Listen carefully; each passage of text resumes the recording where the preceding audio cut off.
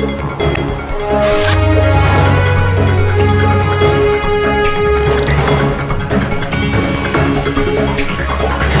नजरें, सच्ची खबरें। नमस्कार।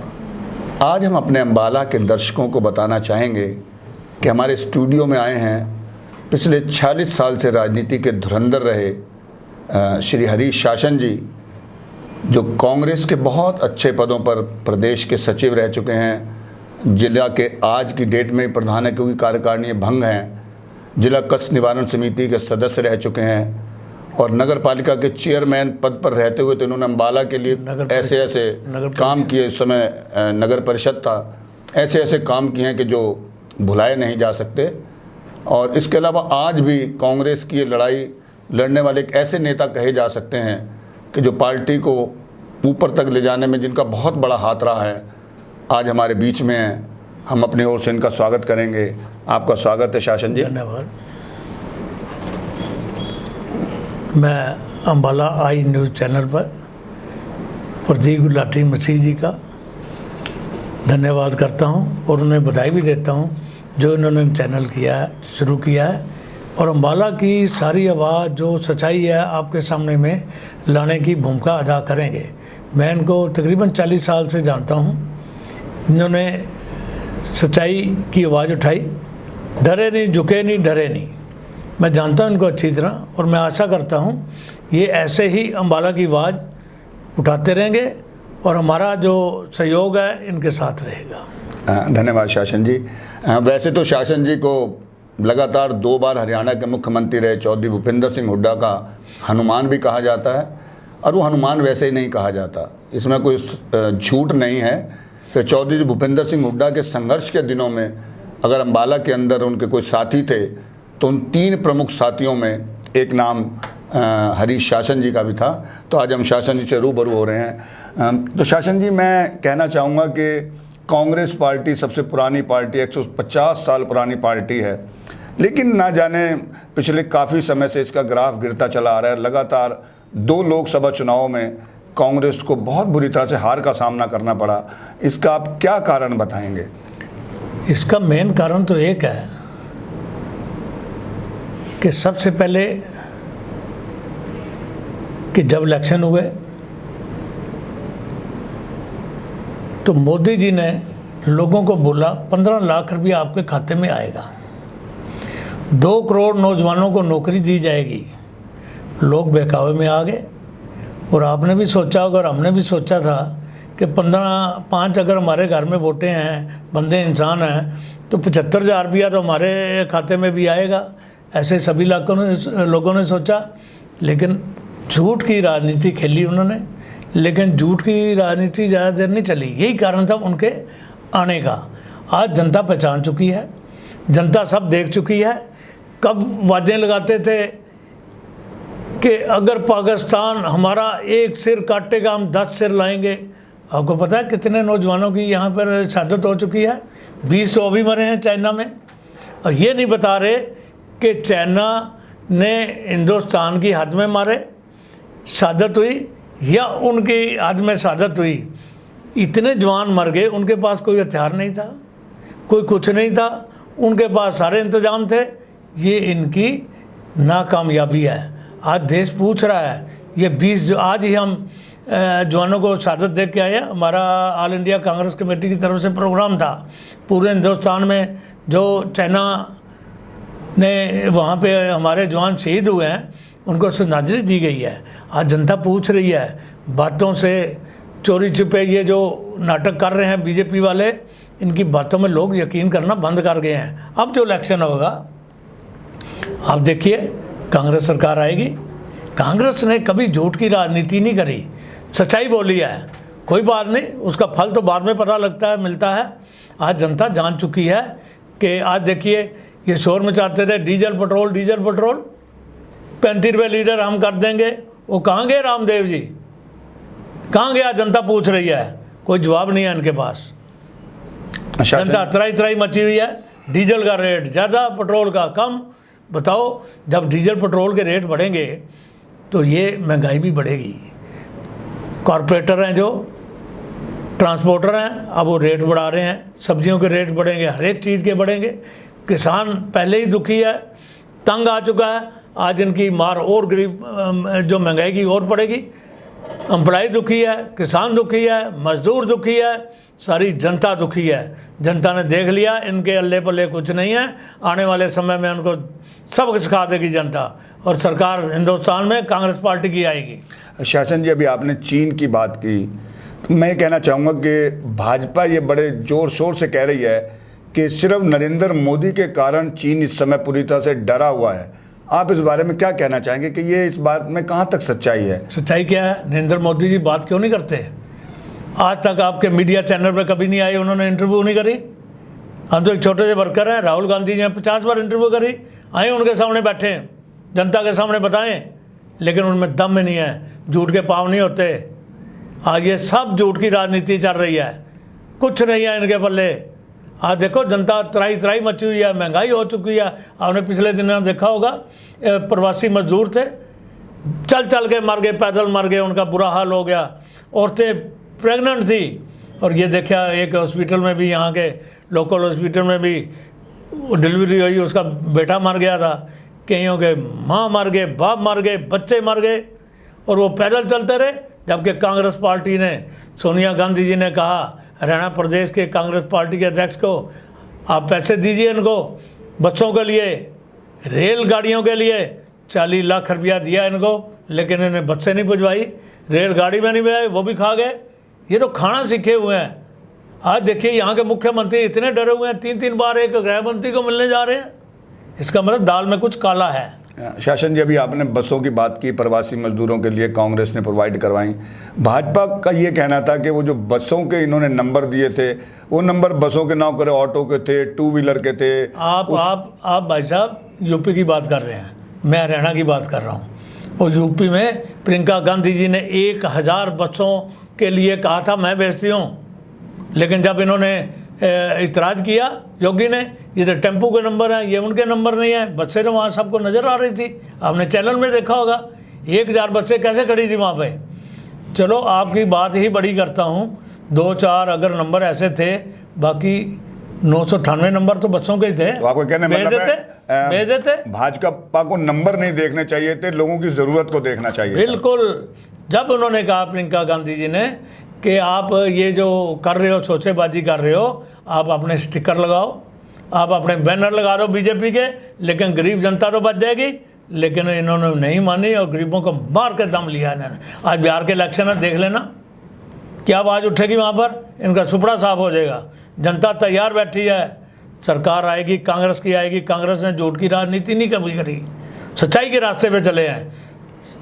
कांग्रेस की सरकार आने जा रही है। शासन जी, भाजपा बार बार ये कहती है कि कांग्रेस गांधी परिवार से बाहर नहीं निकल पा रही है। अब देखिए राहुल गांधी जी हैं, पहले तो उनके अध्यक्ष बनाने के लिए काफ़ी प्रयास हुए, फिर वो अध्यक्ष बने, लेकिन उनके अध्यक्ष पद के दौरान जो भी चुनाव कांग्रेस ने लड़े, चाहे वो विधानसभा था चाहे लोकसभा का था, लेकिन वहाँ हर जगह हार हुई। उसकी बात आपको मैं पहले बता चुका हूँ।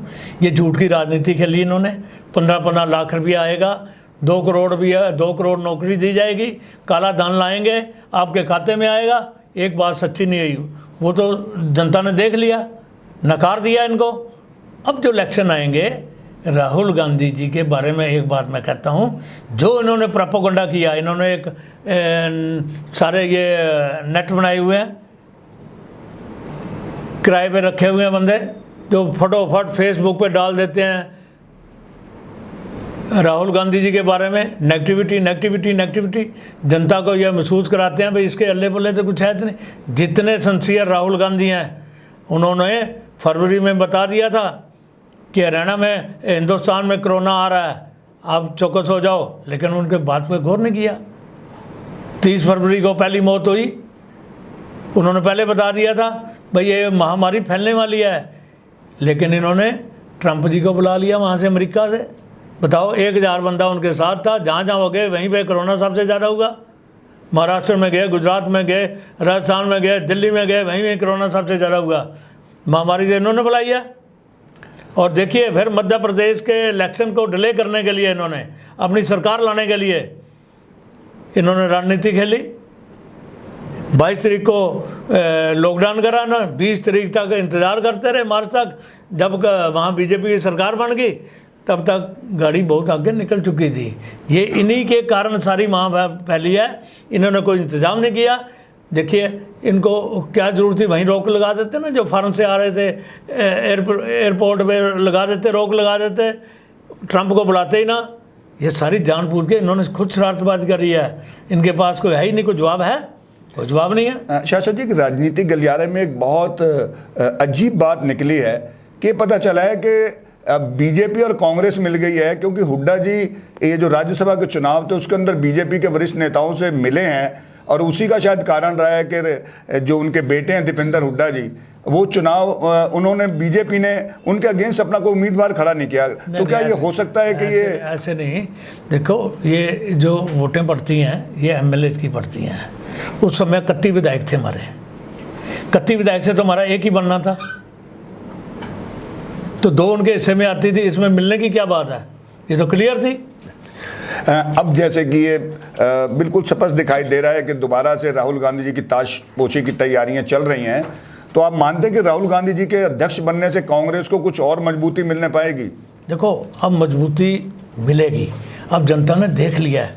पहले तो झूठ की राजनीति करते रहे, ये बताया आपको, बार बार क्या बताने की जरूरत है। 15-15 लाख रुपया, 2 करोड़ नौकरी, काला धन आएगा, हम ये कर देंगे, 1 सिर कटेगा, हम 10 सिर लाएंगे। हजारों तो इन्होंने सैनिक हमारे शहीद करवा दिए, बोलते नहीं, अब जवान ही नहीं है इनके पास। पेट्रोल डीजल के लिए नंगे नंगे होकर ये प्रदर्शन करते थे, कहाँ गए आप? बिल में छुप के बैठ गए हैं। बोलो आज जनता तंग हो चुकी है, इस महंगाई से तंग हो चुकी है, डीजल पेट्रोल के रेट इतने बढ़ते जा रहे हैं, 100 रुपये के करीब पहुँचने वाला है। ये जवाब दे दिया इन्होंने, इनकी सरकार ने, ये हमारे पास में नहीं है, तुम्हारे पास में देश नहीं है, डीजल पेट्रोल नहीं है, आपने तो सब कुछ बेच दिया हिंदुस्तान का। आरबीआई देखो क्या हाल कर दिया इन्होंने, एयरपोर्ट बेच रहे हैं, लाल किला बेच दिया,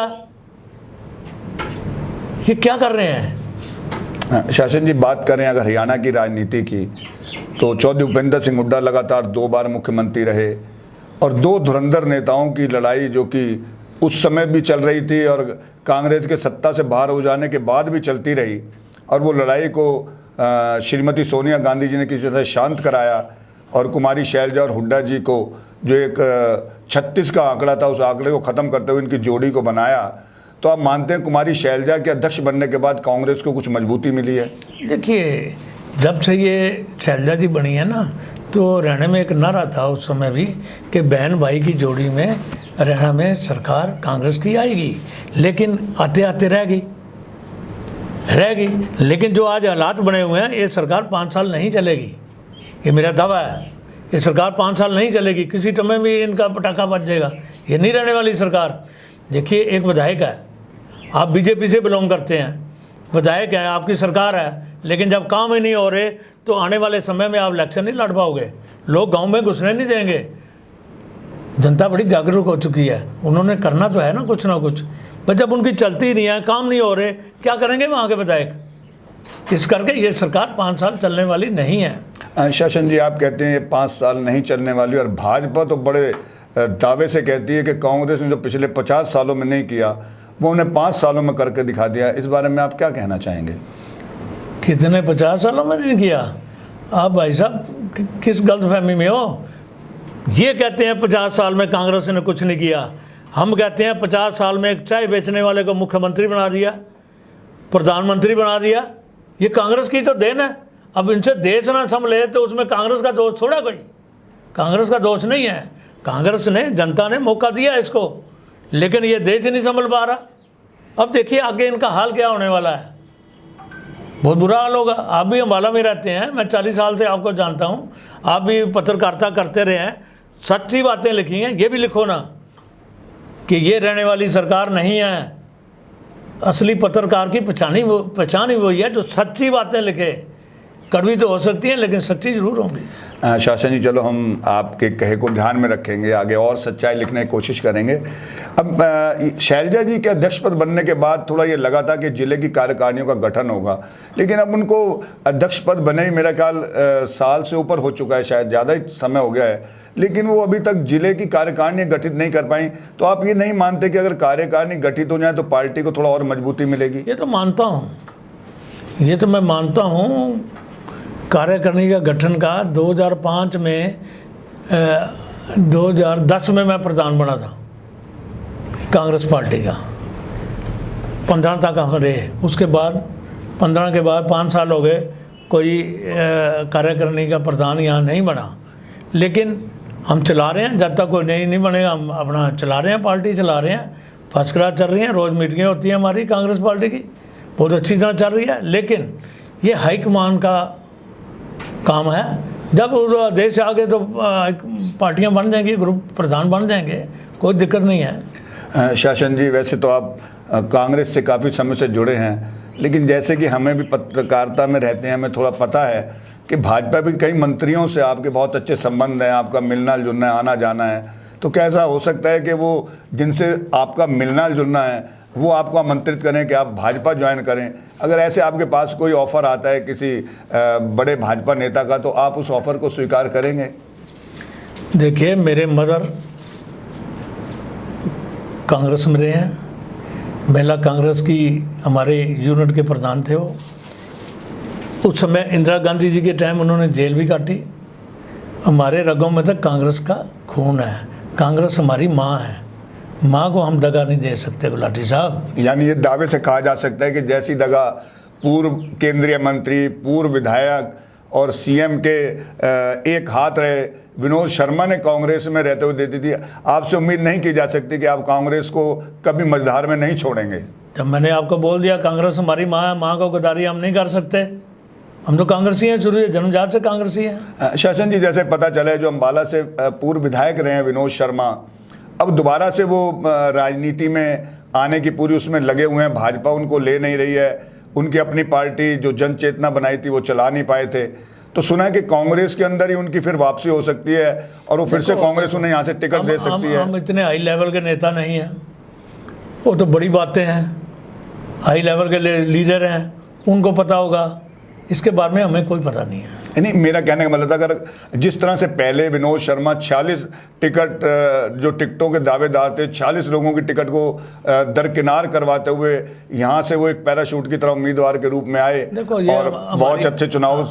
देखो, उसमें उस समय हम भी दावेदार थे, लेकिन पार्टी ने तो एक को टिकट देनी है ना, जिसको पार्टी ने टिकट दी हम उसके साथ हैं। नहीं, मेरा कहने का मतलब शासन जी, अगर आज फिर पार्टी उनको ले लेती है और उनको टिकट दे देती है तो आप पहले की तरह उन्हें फिर जितवाएंगे जैसे आपने 2005 में विनोद शर्मा जी को जितवाया था? ये मैं पहले बता चुका हूँ, ये हमारे लेवल की बात नहीं है, ये तो हाई लेवल की बात है। पूछिए, ये सवाल पूछिए शैलजा जी से या हुड्डा साहब से या सोनिया गांधी जी से, ये हमारे लेवल की बात नहीं है। ये तो हाँ, अगर वो आते हैं, पार्टी में आते हैं, तो हमारा धर्म बनता है जो पार्टी जिसको टिकट दे दे। चलो, ये तो माना जा सकता है कि जिस तरह पहले आप दावेदार रहे हैं, अगले आने वाले चुनाव में भी आपकी दावेदारी उसी तरह से प्रबल रहेगी जैसे पहले थी। नहीं, हम तो देखो, हमने इस बार भी शैलजा जी को, हुड्डा साहब को बोला, ठीक है हम दावेदार हैं, हमें टिकट दे दो, अच्छी बात, नहीं दोगे हम पार्टी के साथ हैं, जिसको टिकट दोगे हम उसके साथ हैं। हमने जैसे आगे भी बोलेंगे, नहीं पार्टी टिकट देती कोई बात हमारे मुकद्दर में नहीं है। लेकिन मैं एक बात करना चाहता हूँ, लेकिन हमने जो अपने कार्यकाल में काम किए, चेयरमैन थे हम, जो जितने काम हमने किए ना, बीजेपी तो 7 जन्म नहीं कर सकती अम्बाला में। मैं क्या था, एक कार्यकर्ता था, 177 करोड़ रुपया मंजूर करवाया हुड्डा साहब से, ये सीवरेज बना हुआ है, हमारे कहने से हुड्डा साहब ने, मुख्यमंत्री जी ने किया था। ये हर्बल पार्क किसने बनवाया, घास मंडी में पार्क किसने बनवाया, ये हाई मास्ट लाइटें किसने लगवाई? उस समय नगर परिषद में इतना फंड नहीं होता था। हमने एक प्रथा चलाई थी, हर एक गली गली में ये सीमेंटेड गलियां बनवाई हमने।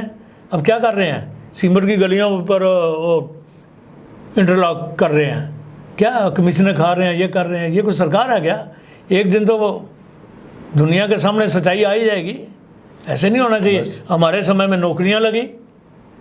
मैं क्या हूँ, एक कार्यकर्ता हूँ। आपके यहाँ स्टूडियो में गुलाटी जी हैं, उनसे पूछिए बलदेव नगर में 9 लड़के तो हमने पुलिस में भर्ती करवा दिए थे। इनकी गली का लड़का था, एक शहरी, हमने भर्ती करवाया। क्या था, एक गरीब परिवार का लड़का था, उसका फादर ऑटो चलाता था। मजदूरों के बच्चों को हमने नौकरियां लगवाई।